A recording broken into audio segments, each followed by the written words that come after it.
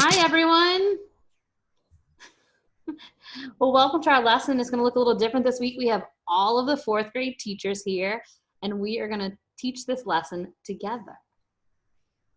So our objectives for today are I can compare and contrast the features of poems, dramas, and prose writing, and I can discuss the story of Echo and Narcissus. The things we're going to be working on today are Ready Common Core Lesson 21, and then you're going to read a poem and a story, and you're going to watch a play with us about Echo and Narcissus with some special guests. Things you need, the usuals, your writing utensil, something to write on, paper or notebook, and your Ready Common Core book. Okay, guys, we're going to open up our Ready Common Core book to lesson 21. It's going to be comparing poems, plays, and prose. In this lesson, we'll be reading poetry, prose, and drama, and comparing and contrasting these three major forms of literature. So let's compare them. Turn to Ready Common Core page 327. So if you take a look at 327, you'll see your academic talk words for this week. The words are structural elements, drama, and prose. So those are going to be the words that you're using to write what they mean, to say what they mean, to discuss what they mean. Structural elements are the things that make a poem, the things that make a play, and the things that make prose writing, like what it looks like, how it is actually structurally designed. That's the structural elements of poems, prose, and poetry. No, I've skipped one, plays. Dramas are plays, which you'll see us outperform in a few minutes. And prose writing is written in paragraphs, like Holes, like Wood's Runner. So you'll see examples of all of those structural elements on the next page. All right, guys, so lesson 21, comparing poems, plays, and prose. So everybody put your finger on the learning target. Let's start there. Comparing and contrasting the features of poems, drama, and prose will help you write and speak about the main differences between them. Moving on to the read section. The three major forms of literature are poetry, drama, and prose. All make use of distinctive structural elements or special features. Their shapes alone make the literature forms easy to tell apart. These forms of literature differ in other ways. A poem often packs deep thoughts and feelings into a few words. A drama is written to be performed on stage. And for prose, novels and short stories, a narrator reveals the character's thoughts, feelings, and actions. Each form of literature has its own features, so reading it is a unique experience. So if you look next to that, you'll see three different sheets.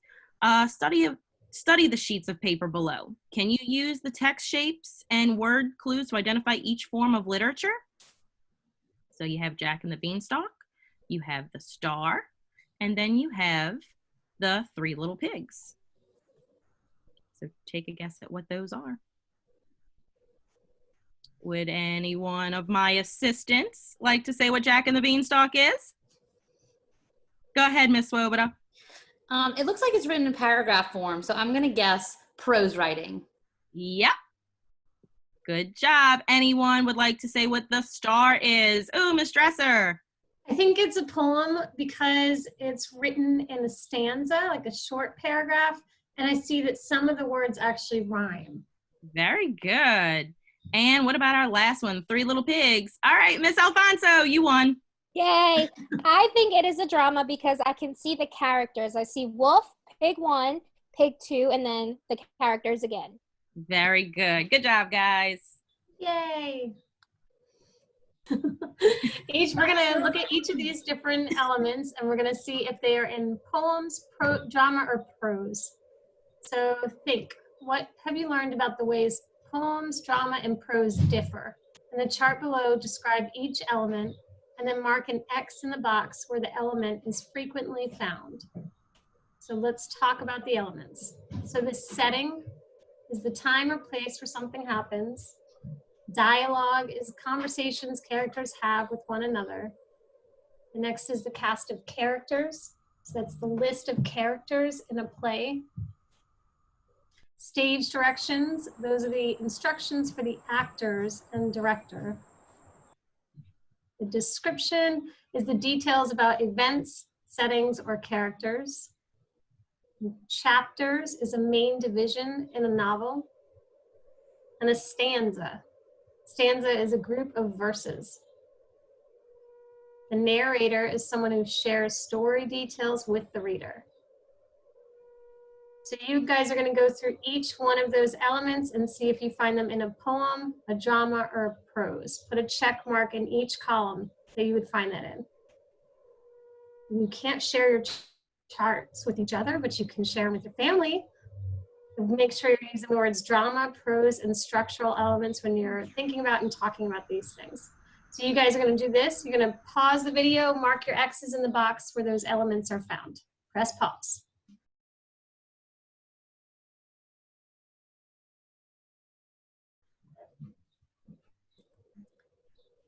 Check your work. How'd it go? How'd you do? Good job, Ms. Gills. All right, so the next thing, like I mentioned earlier, we're going to be reading a piece of prose writing, a poem and a play about Echo and Narcissus. So echo, I'm sure you've heard that word before. It's a repetition of sound by reflection of sound waves from a surface. So the myth we're going to talk about and watch and read about are going to kind of explain where echo came from. Also, you may have heard the word Narcissus. Throughout the play and the story, we're going to hear a little bit about where the word Narcissus came from. So let's get started. All right, so a prose writing. In a prose writing, you have a setting, you have dialogue, description, characters, narrator, and it's written in paragraphs. Now, Ms. Gels is going to read the story for us. Follow along. Like all wood nymphs, Echo was lovely and playful, but she was far too talkative, and she always had to have the last word. One day, she sat combing her hair by a grove of trees. Hera, the queen of the gods, arrived in search of her husband, Zeus, her husband. Zeus, the mightiest god of all, had disappeared from their home on Mount Olympus, and Hera was certain that he was in the woods flirting with the nymphs. That was, in fact, exactly what Zeus was doing, and Echo knew how severely Hera punished anyone who was caught Zeus's fancy, at once decided to help her friends the only way she could. Bowing deeply to the queen, Echo began to talk and talk.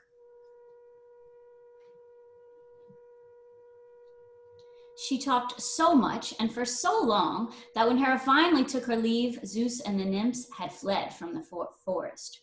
Furious, Hera turned on Echo. You kept me here with your mindless chatter so Zeus could escape. Now you are going to pay for it. From this moment on, you will never speak again, except to repeat the last words spoken to you. Spoken to you. Echo wandered about miserably for weeks, until one day she spotted a shepherd boy named Narcissus. He was as handsome as a god, tall, broad shoulders, and with hair the color of sunshine. Echo could not take her eyes off of him. She began to follow him everywhere, hoping to catch his attention. But Narcissus never even nodded a greeting. One day, he strolled into the woods while Echo trailed silently behind. In the afternoon, he came upon a pool of water and bent down for a drink. As he leaned over the smooth, dark surface, he caught sight of the most handsome face he'd ever seen. Captivated, Narcissus knelt down. He smiled at the youth in the pool, smiled back. I think I love you, said Narcissus. Love you, repeated Echo happily. Too absorbed by the face in the pool to notice her, Narcissus waved his hand in greeting, and the youth in the pool waved in return. Narcissus fell so deeply in love with his own image that he just sat by the pool, gazing at his own beautiful face, forgetting to eat and drink until he finally pined away and died. As the gods carried him off to the realm of the dead, a new flower sprang up in its place where he had knelt. It's called Narcissus, better known today as the daffodil, and it is as bright yellow as the hair of the youth who fell in love with himself. When Narcissus was taken to the underworld, Echo also wasted away, only until her voice was left, which to this day you can hear repeating the words of others. People who spend hours admiring themselves in the mirror, who talk about themselves all the time, and who are interested in only themselves are called narcissists, after a young man in the story. Some individuals are so excessively self-absorbed that it becomes an illness called narcissism.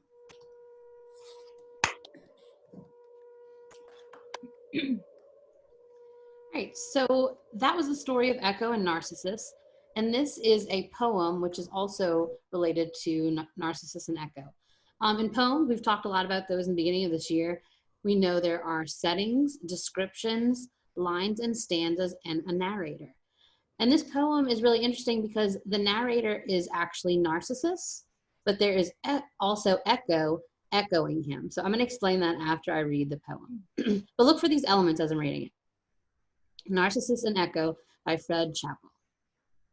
Shall the water not remember, ember, my hand's slow gesture tracing above of its mirror, my half imaginary, airy portrait, my only belonging, longing, is my beauty, which I take, ache, away, and then return as love of teasing playfully with the one being, unbeing, whose gratitude I treasure, isure, moves me.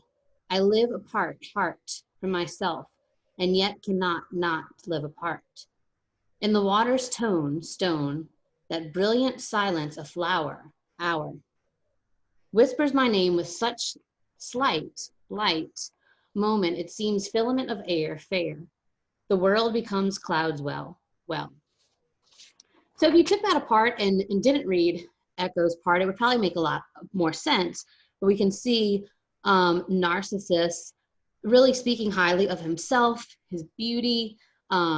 He's doing the same things in this poem that he did in the story, and that you'll also see in the play. But the neat thing about this poem, and we said poems can be written many different ways, and you can do really interesting things with them. If we just read Echo's part, it's also a play in itself. So I'm going to read that part. Ember of airy longing, ache of unbeing, is your heart not stone, our light farewell. So that is the poem. Hopefully you found some of our elements of poetry there. Okay, guys, so now it's time for our play, which is also known as a drama. So of course in here you will see, there is a setting, there is dialogue, there is a cast of characters, which I'm about to go through. There are stage directions, a description, and a narrator. So we're introducing our play, which is also a drama. It is The Myth of Echo and Narcissus. So we will have setting, dialogue, cast of characters, stage directions, description, and a narrator. And now I would like to introduce our characters. We have Miss Gels as Echo. I can't see. We have Miss Dresser as Narcissus. We have Miss Alfonso as Hera. I am Chorus A, and Miss Swoboda is Chorus B. And our setting, guys, is long ago in the land of Greece.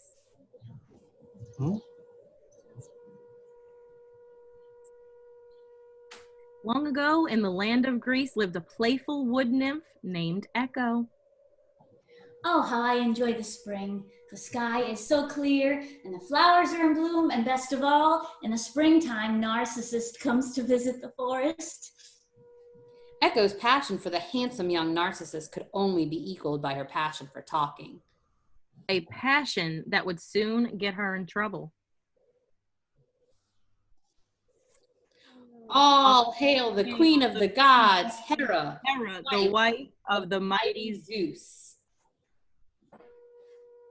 Hello, Echo. I have a question to ask you.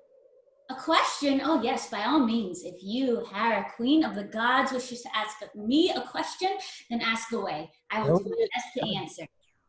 I wanted to know if... Whatever it is you want, I will surely tell you. You see, I have always been the type of person that is eager to help, and I'm very good at answering questions. Well, that's good to know, because I was wondering if... Wondering? Yes, I wonder a lot. When you first came upon me, I was doing a little wondering of my own. You see, there's a young man named Narcissus who is absolutely dreaming. I'm sure he is, child, but... Oh, he is. And today is the day I plan to tell him how I feel. Quiet. I need you to stop talking so you can hear my question. Now, have you seen my husband, Zeus? Your husband, Zeus? Echo was not sure what to do. She wanted to answer Hera's question, for she had seen Zeus earlier that day.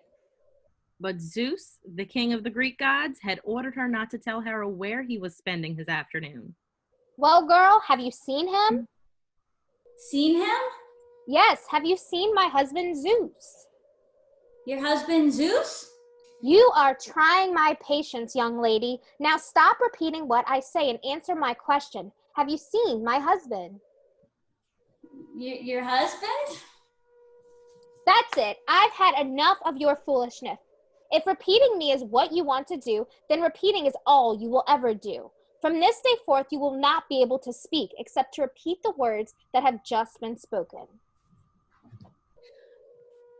That will teach you not to fool with the queen of the gods. Queen of the gods.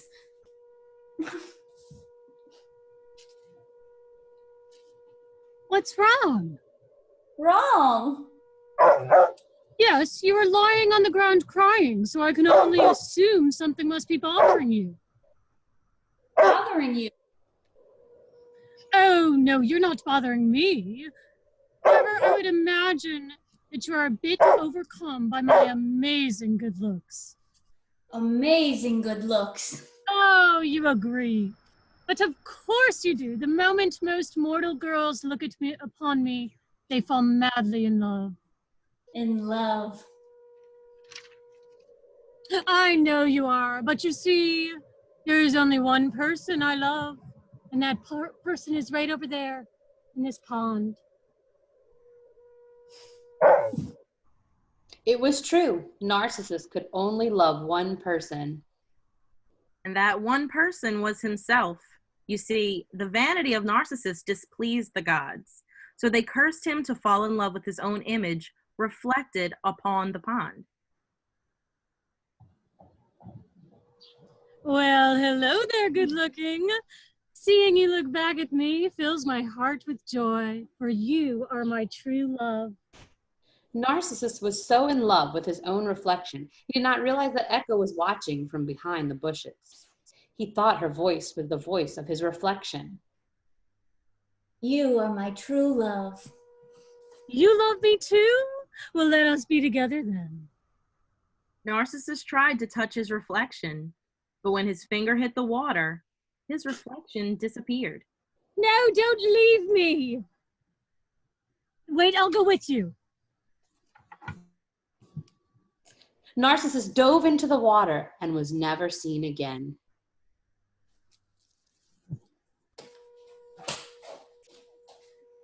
And in the spot where Narcissus had sat and stared lovingly at himself, in the water grew a beautiful flower. And what became of Echo? Echo still wanders the mountains and canyons of the world all alone, calling back to anyone who shouts at her, repeating their last words. Last words. Let's take a bow. Very nice.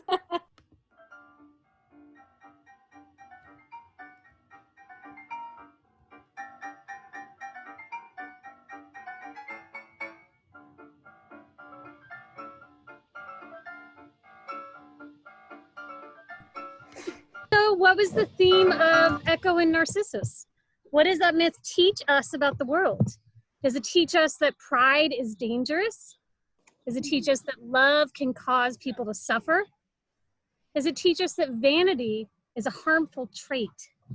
I want you to stop and jot, press pause, and choose a theme that you can support with evidence from the play, poem, or story. Jot down 3 to 4 sentences with the theme you chose. Make sure you include your evidence to support it. And cut. Or no? We love y'all. Thanks for watching. Bye. Bye. Make sure to do your work. All right. I have no idea. So, the play is The Myth of Echo. I resumed recording. Well, then we start on. Yeah. It'll come back. Should I share? Are we ready? Jill, All right. come back. Welcome back. Come back, Jill. So you can wave. Okay. Words. Let's take a bow. Very nice. All right. Go back to my